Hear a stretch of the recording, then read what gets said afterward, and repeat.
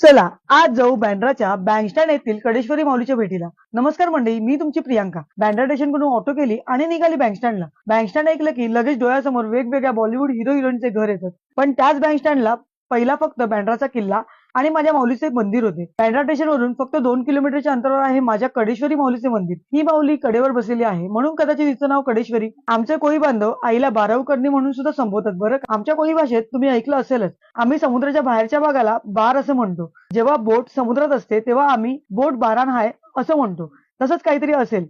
माहीमवरून हा एरिया बारातला म्हणून कदाचित बारावकरणी. महाराज म्हणतात की ही माऊली नवसाला पावते. बरेच भाविक नवस फेडायला इथे येतात. माऊलीचा इतिहास असा सांगतो की आईचे पाषाण आपल्या कोळ्यांना समुद्रात मिळाला आणि मग आईची इथे स्थापना केली. जवळपास किल्ला 300 वर्षपूर्वीचा असावा. मग आईचं मंदिर सुद्धा एवढं जुनं म्हणायला हरकत नाही. मुंबईच्या एवढ्या गर्दीत निसर्गरम्य ठिकाणी बसलेली ही माझी माऊली जणू काही आमच्या कोळ्यांचं रक्षण करायला बसली आहे.